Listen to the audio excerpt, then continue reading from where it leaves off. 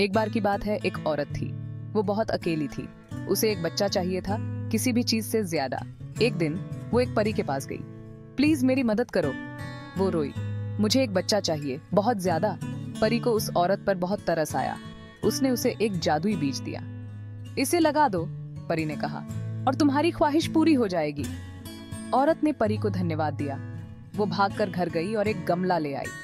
उसने उसमें मुलायम मिट्टी भरी। उसने बीज बोया। फिर उसने उसे ध्यान से पानी दिया। औरत इंतजार करती रही, इंतजार करती रही।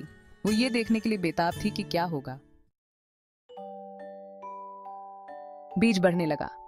एक अंकुर मिट्टी से बाहर निकला। वो लंबा और लंबा होता गया। वो एक सुंदर टूलिप बन गया। औरत बहुत खुश हुई। वो हर दिन टूलिप को देखती थी। एक सुबह टूलिप खिल गया। फूल के अंदर एक छोटी सी बच्ची थी। वो एक अंगूठे से ज्यादा बड़ी नहीं थी। औरत ने उसका नाम थम्बेलिना रखा। थम्बेलिना एक खुश बच्ची थी। वो अपनी माँ से प्यार करती थी। वे साथ में खेलते थे। औरत ने थम्बेलिना के लिए अखरोट के खोल से एक छोटा सा बिस्तर बनाया। उसने उसके कपड़े फूलों की पंखुड़ियों से बनाए।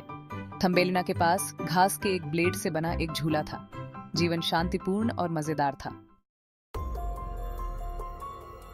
एक दिन एक गुस्सैल मेंढक ने थम्बेलिना को देखा। ये मेरे बेटे के लिए बिल्कुल सही है, वो टर्राए। वो थम्बेलिना को बगीचे से उठाकर ले गया। वो उसे तालाब में अपने घर ले गया। थम्बेलिना रोती रही, रोती रही। वो अपनी माँ के पास घर जाना चाहती थी। मेंढक का बेटा भी बहुत अच्छा नहीं था। वो बस अपनी बड़ी बड़ी उभरी हुई आंखों से थम्बेलिना को घूरता रहा। थम्बेलिना जानती थी कि उसे भागना होगा।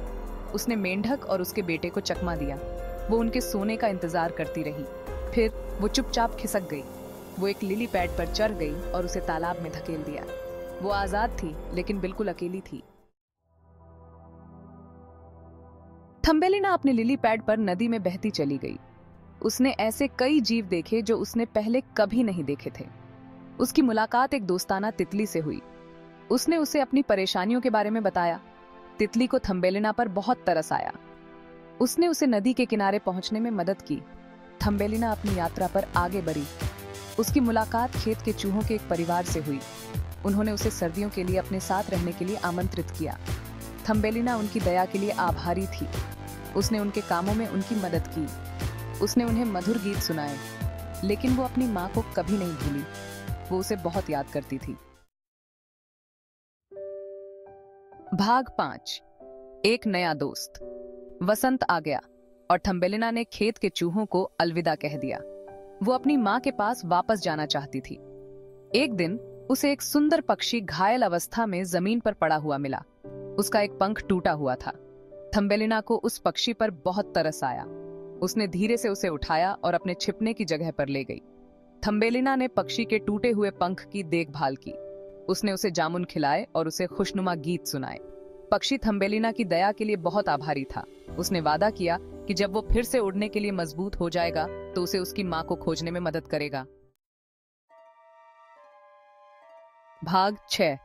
फूलों की धरती पर। आखिरकार पक्षी का पंख ठीक हो गया। वो फिर से उड़ने के लिए मजबूत हो गया था। वो थम्बेलिना को हवा में ऊपर उठा ले गया। वो उसे एक जादुई सवारी पर ले गया। वे खेतों और जंगलों के ऊपर से उड़े। वे बादलों के ऊपर ऊंची उड़ान भरी। पक्षी ने थम्बेलिना से कहा कि वो एक ऐसी जगह जानता है जहां वो सुरक्षित और खुश रहेगी। वो उसे फूलों की धरती पर ले गया। यह रंग बिरंगे फूलों से भरी एक खूबसूरत जगह थी जो हर आकार और आकार के थे। फूल हवा में नाच रहे थे। हवा में मीठी मीठी खुशबुएं फैली हुई थीं। थम्बेलिना ने इतनी खूबसूरत चीज पहले कभी नहीं देखी थी। भाग 7। राजकुमार। फूलों की धरती में एक दयालु और सौम्य राजकुमार रहता था। वो थम्बेलिना की तरह ही छोटा था। जब से उसके माता पिता का देहांत हुआ था, वो बहुत दुखी था। वो किसी ऐसे व्यक्ति की तलाश में था जिसके साथ वो अपना जीवन बिता सके। उसे बगीचों में समय बिताना, फूलों की देखभाल करना बहुत पसंद था। एक धूप वाली दोपहर राजकुमार ने बगीचे से सुंदर गायन की आवाज सुनी। वो आवाज का पीछा करता रहा और उसे थम्बेलिना मिल गई। वो गुलाब की पंखुड़ी पर बैठी अपने कारनामों के बारे में गाना गा रही थी। राजकुमार उसकी सुंदरता और उसकी आवाज पर मोहित हो गया। वो जानता था कि उसे उससे मिलना होगा। भाग 8। एक भव्य शादी। राजकुमार ने धीरे से थम्बेलिना से अपना परिचय दिया। वो तुरंत ही उस पर मोहित हो गया। उन्होंने पूरी दोपहर बातें करने और साथ में हंसने में बिताई। उसने उसे फूलों की धरती के बारे में सब कुछ बताया। उसने उसे अपने कारनामों और अपनी माँ को खोजने की अपनी लालसा के बारे में बताया। राजकुमार ने उसकी मदद करने का वादा किया। राजकुमार और थम्बेलिना को एक दूसरे से प्यार हो गया। उन्होंने सबसे खूबसूरत फूलों के बगीचे के बीच में एक भव्य शादी की। जंगल के सभी जीव और फूल शामिल हुए। वहां संगीत था, नृत्य था और दावत थी। थम्बेलिना इतनी खुश थी कि उसे एक ऐसी जगह मिल गई जहां वो सचमुच में अपनी थी। भाग 9, साथ में राज करना। राजकुमार और थम्बेलिना ने फूलों की धरती पर एक साथ राज किया। वे अपनी दया और सभी प्राणियों के प्रति अपने प्यार के लिए जाने जाते थे। उन्होंने जरूरतमंदों की मदद की और हमेशा अपने दोस्तों के लिए समय निकाला। पक्षी अक्सर उनसे मिलने आता था और बाहरी दुनिया की खबरें लाता था। एक दिन पक्षी एक खुशखबरी लेकर आया। उसने थम्बेलिना की माँ को ढूंढ लिया था। वो अपनी बेटी को हर जगह ढूंढ रही थी। उनका पुनर्मिलन बहुत खुशी का था। थम्बेलिना अपनी माँ से दोबारा मिलकर बहुत खुश हुई। उसने उसे राजकुमार और अपने नए घर से मिलवाया।